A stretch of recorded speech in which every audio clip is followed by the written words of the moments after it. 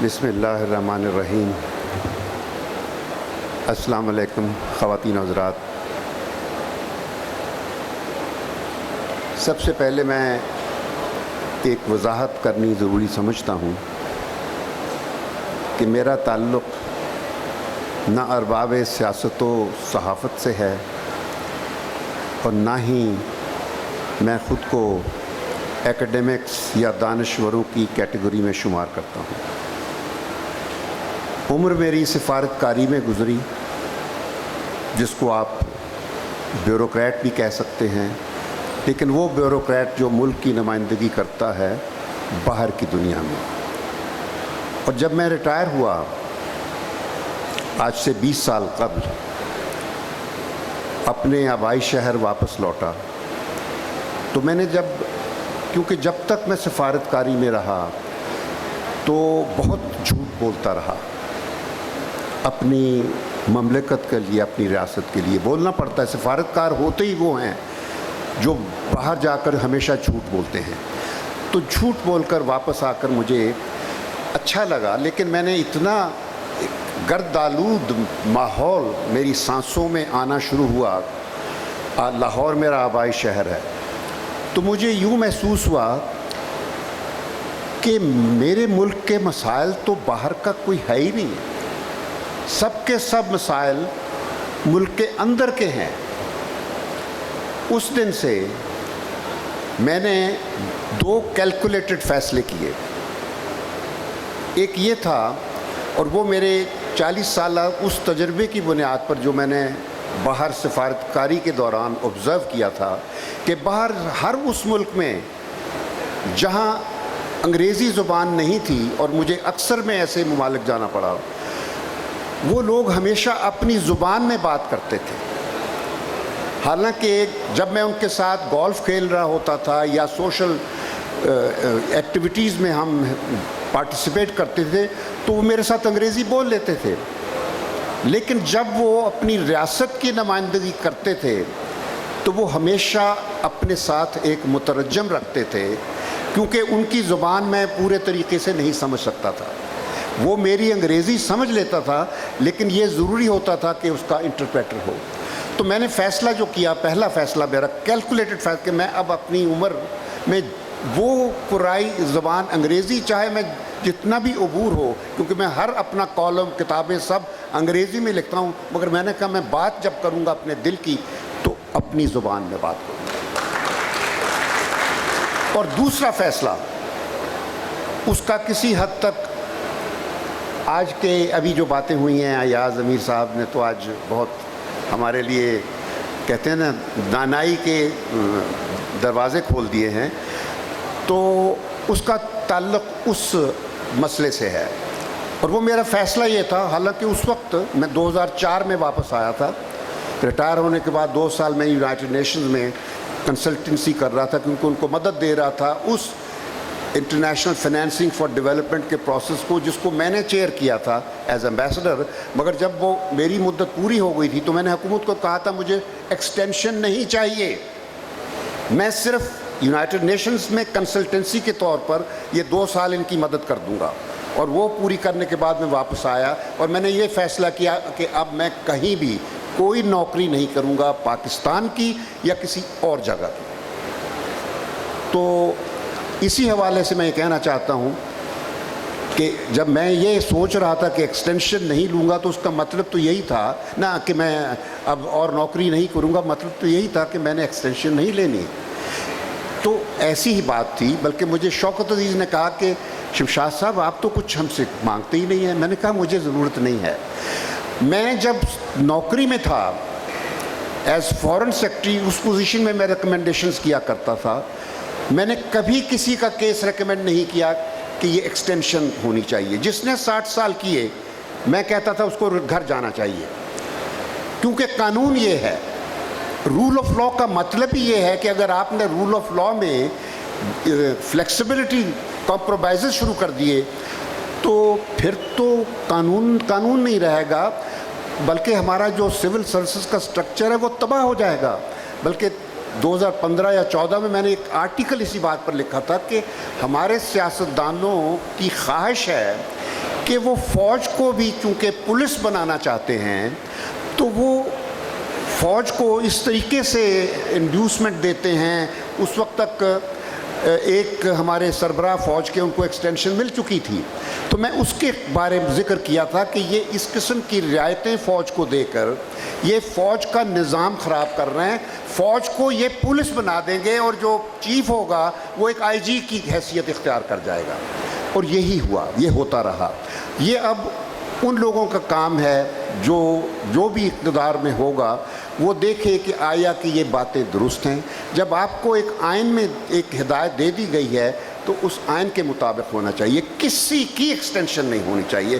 آپ عمر بڑھا دیجئے اگر آپ سمجھتے ہیں کہ کسی کی پرفارمنس جو ہے وہ 60 سال کے بعد بھی ہو سکتی ہے, اگرچہ میں نہیں سمجھتا, کیونکہ خاص طور پر 70 سال کے بعد تو کسی سفیر کو بھی سفیر بنا کر بھیجنا یہ بہت ہی غلط فیصلہ ہے.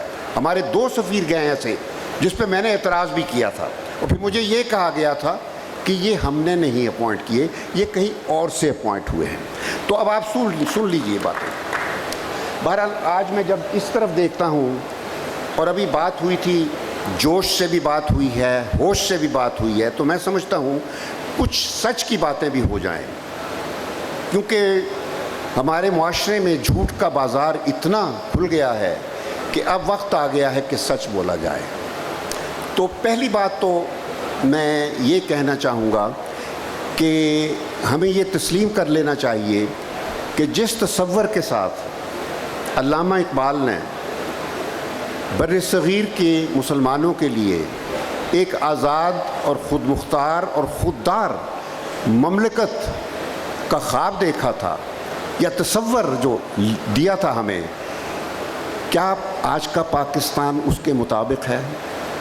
اور آیا کہ کیا قائد اعظم نے اسی خواب کو مسلمانوں کی آزادی اور خود مختاری کے لیے ایک آزاد مملکت کے خواب کو پورا کر کے جو کارنامہ دیا تھا, کیا ہم نے اس خواب کو اور قائد اعظم نے جو پاکستان چھوڑا تھا ان کے تصور کے مطابق اس کو رکھا؟ تو جواب یہی ہے کہ ہم نے, اگر آج قائد اعظم زندہ ہوتے تو وہ مایوس ہوتے, اگر امبیرس نہ ہوتے, بلکہ میری خیال میں تو وہ بہت زیادہ امبیرس ہوتے. جہاں تک یہ رجیم چینج کے سوال کا, میں شروع دن سے ایک مختلف نظریہ رکھتا ہوں, اور یہ میں نے ٹیلی ویژن پر اکثر اپنی بات یہ کی ہے, اور وہ یہ ہے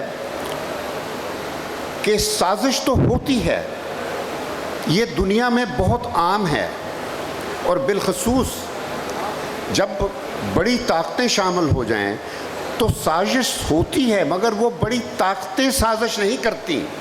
یہ پلیز ذرا اس کو سمجھنے کی کوشش کریں کہ امریکہ پاکستان کی آزادی کے بعد ہمیشہ سے ہماری معاملات میں بالخصوص سیاسی معاملات میں مداخلت کرتا رہا ہے.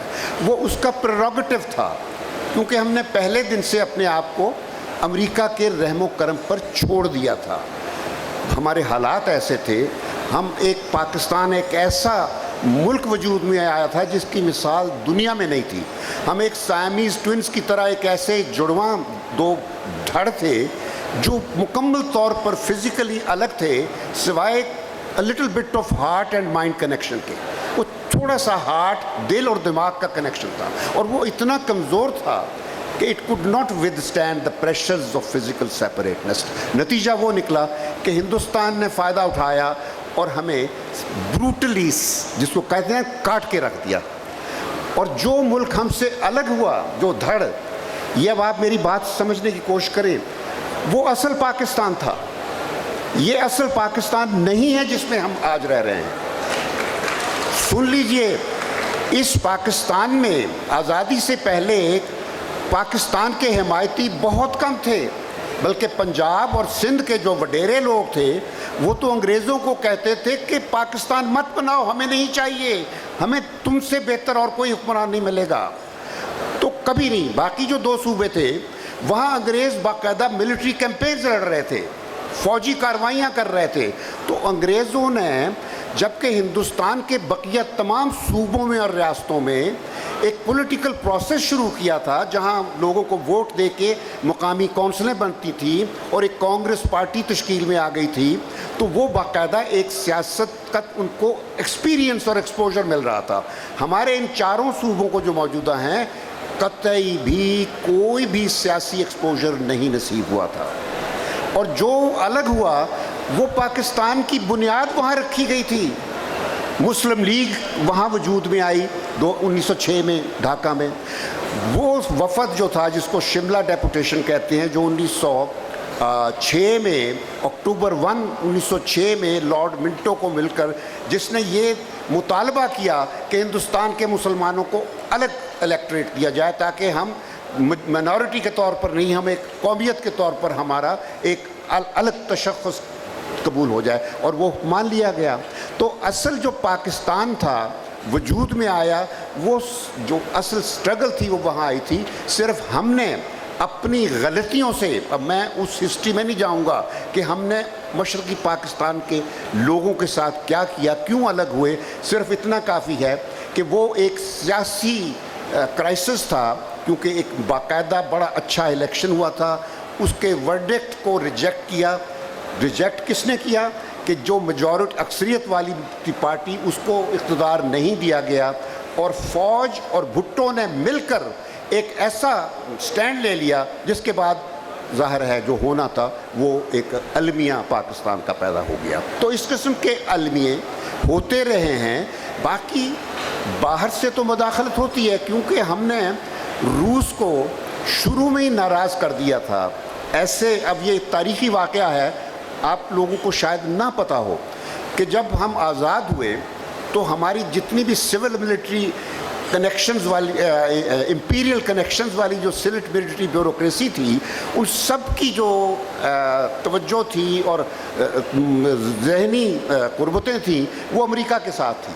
وہ مغرب کو اپنا آقا سمجھتے تھے آزادی سے پہلے بھی۔ تو انہوں نے جب یہ زور توقع رکھی کہ امریکہ اب ہمارے پرائم منسٹر کو دعوت دے گا، وہ توقع پوری نہیں ہوئی، اور پریزیڈنٹ ٹرومن نے لیاقت علی کو دعوت نامہ نہیں دیا، بلکہ یہ ہوا کہ ٹرومن کی تو خواہش تھی کہ پاکستان بنے ہی نہ، امریکہ کی شروع میں یہ خواہش تھی، اور انگریزوں کو کہا، چرچل کو کہا گیا کہ تم یہ کیوں بانٹ رہے ہو، ہمیں انڈیا اکٹھا چھوڑ کے جانا چاہیے کیونکہ ہمیں لڑنے میں آسانی رہے گی سوویت امپائر کے ساتھ۔ تو انگریزوں نے کہا کہ نہیں، ہم تو بس تنگ آ گئے، جانا ہے، تو وہ الگ ہو گیا۔ لیکن اصل چیز یہی ہے کہ جب پاکستان پھر بنا تو ٹرومن نے پاکستان کو وہ توجہ نہیں دی جو نہرو کو دے رہا تھا۔ اس کی خواہش تھی کہ نہرو کے ساتھ، نہرو کی ساری توجہ روس کی طرف تھی، تو ایک عجیب ڈائلیما تھا ہر طرف۔ تو ہم امریکہ کے ساتھ دوستی کرنا چاہتے تھے، امریکہ نہرو کے ساتھ کرنا چاہتا تھا، نہرو روس کے ساتھ کرنا چاہتا تھا۔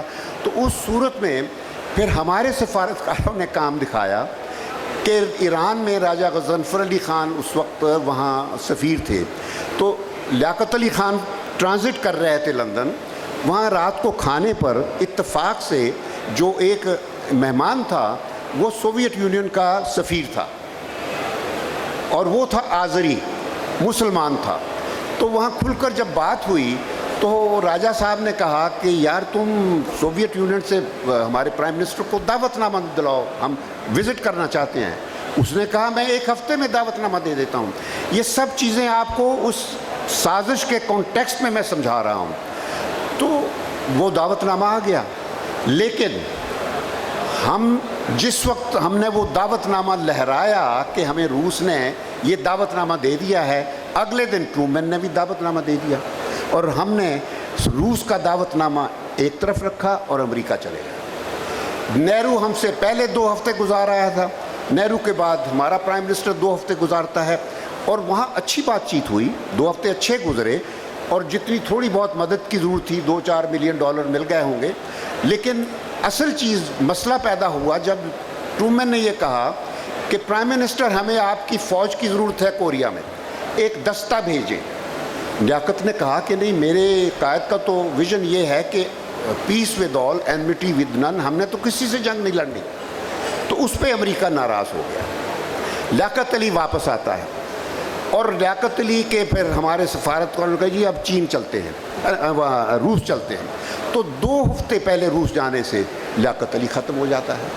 تو یہ مت سمجھیے کہ سازش امریکہ کرتا ہے، امریکہ کا جو ناراضگی ہے وہ ہم لوگ دیکھتے ہیں، یہاں ہماری قوم ہے، ہم اندر سے سازش کرنے والے ہم خود ہیں، اور یہ ہمارا وتیرہ ہے، ہماری ثقافت ہے۔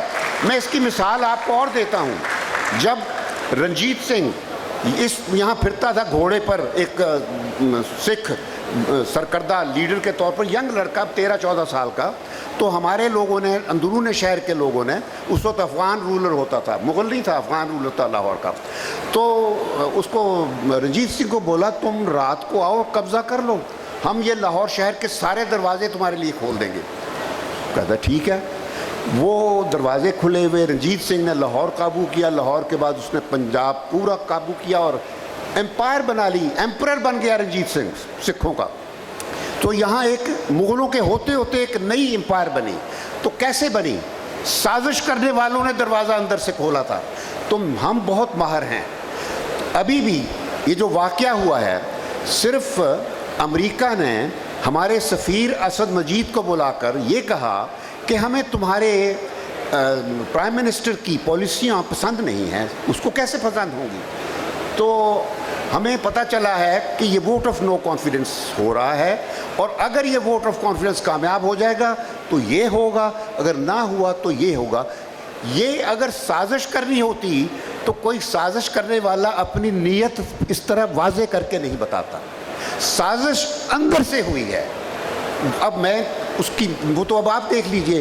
یہ میں البتہ آپ کو کہہ سکتا ہوں، ایک تجویز دی گئی ہے کمیشن بنائیں۔ یہ میں نے ایک دن لائیو ٹیلی ویژن میں کہا تھا کہ خدا کے لیے کمیشنوں کا کھیڑا چھڑ دیو۔ کمیشن ہمارے ہاں آج تک بھی کچھ نہیں نتیجہ نکلتا۔ کوئی بھی کمیشن لے لیجیے، چاہے وہ حمود الرحمان ہے یا شفیق الرحمان ہے یا رحمان ملک کا کمیشن ہے یا کسی کا بھی سمجھ لیجیے، کسی کمیشن کی رپورٹ کسی نتیجے پر نہیں پہنچتی، یا وہ آرکائیوز کا حصہ بن جاتی ہے یا پھر ردی کی ٹوکری میں چلی جاتی ہے۔ تو آپ اپنا بھی وقت ضائع کریے، چھوڑ دیجیے، اس کی بجائے ایک اپروچ نئی بنائیے۔ وہ یہ ہے کہ علامتوں کے پیچھے بھاگنا بند کر دیں۔ علامتیں کیا ہیں؟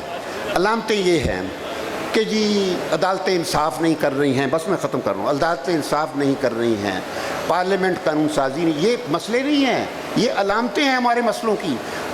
پارلیمنٹ لیجسلیشن نہیں کر رہی ہے، وکیل اپنا کام نہیں کر رہا ہے، جج اپنا فیصلہ نہیں دے رہا ہے، انصاف نہیں کر رہا ہے، یونیورسٹیاں ٹھیک نہیں پڑھا رہی، ہسپتال خراب ہیں۔ یہ سب علامتیں ہیں ایک بڑی بیماری کی۔ آپ کا فوکس ہونا چاہیے وہ بیماری، اور وہ بیماری ہے کہ rule of law based governance اس ملک کو درکار ہے۔ وہ ایک دفعہ ہو جائے گی تو آپ کے لوگوں، آلریڈی جب سے یہ پچھلے 3-3.5 سال آئے ہیں، میں نے دیکھا ہے کہ ذہنیت میں تبدیلی آنی شروع ہو گئی ہے، اور جو کوئی سمجھتا ہے کہ 2 سالوں میں یا 3 سالوں میں یا 2 ہفتوں میں کوئی تبدیلی آ جائے گی، وہ بیوقوف ہیں۔ ان کو یہ نہیں پتہ کہ حالیہ صدی میں دوسری جنگ عظیم کے بعد جتنی بڑی تبدیلیاں جو ٹرانسفارمیشنز ہوئی ہیں، اس میں چائنا ہے، جاپان ہے، کوریا ہے، سنگاپور ہے، ملیشیا ہے، انڈونیشیا ہے، اور حال ہی میں روانڈا جیسا ملک جہاں ایک میسو میسیکر ہوا، وہاں ایک بڑا دبلا پتلا سا ملٹری جنرل آیا پال کگامے، اس نے 15 سال میں اس ملک کا نقشہ بدل دیا۔ وہ جتنے ٹرائبل وارفیئر وہ ختم ہو گئی، نیشنل ہارمنی آ گئی، اور وہ اکنامک ترقی کے راستے پر چل پڑا ہے، کیونکہ اس کے پاس اقتدار ہے مضبوط، اس کو چیلنج کرنے والا کوئی نہیں۔ تو میں شروع سے یہ کہتا ہوں کہ ہمارے لیے یہ جو پارلیمنٹ کا اپنا اسٹنٹ کھیلا ہوا ہے نا اس وقت، سرکس جو، یہ ختم ہونا چاہیے۔ پارلیمنٹری فارم آف گورنمنٹ، یہ صرف کرپشن جہاں اصل پیدا ہوا تھا یہ برطانیہ، وہاں بھی فیل ہو گیا ہے، امریکہ میں بھی یہ سسٹم فیل ہو رہے ہیں۔ ہمیں وہ اپنا سسٹم اپنانا ہے جو ہمارے مزاج کے مطابق ہوگا۔ ہم ہیں خلیفاؤں کی قوم، لیکن उस दौर से हमें अब बाहर निकलना होगा। एक जदीद मुआशरा जो कायदे आज़म ने सोचा था, प्रोग्रेसिव मुआशरा, जिसकी बात अभी अयाज अमीर ने भी की है कि हमें उन लेवल्स पे सोचना हो, तब्दीली लाना, क्योंकि आपके सबसे बड़े जो पसमानदगी की वजह है ये वो तबका है ऑब्स्क्यूरेंटिज्म वाला जिसने आपकी मस्जिद की इंस्टीट्यूशन को तबाह कर दिया हुआ है। पहली आपकी प्रायोरिटी होनी चाहिए कि मस्जिद को आप एक रिस्पेक्टेबल प्रेमिसेस बनाएं, हर गांव का, हर शहर का, हर मोहल्ले का। तो ये मैंने चंद प्रायोरिटीज़ आपको बताई हैं, बाकी तो सब पता है। तालीम होनी चाहिए, हस्पतालों का अच्छा होना चाहिए, और गवर्नेंस के तरीके। गवर्नेंस का वही है कि प्रेसिडेंशियल फॉर्म ऑफ गवर्नमेंट होना चाहिए। बहुत शुक्रिया, थैंक यू।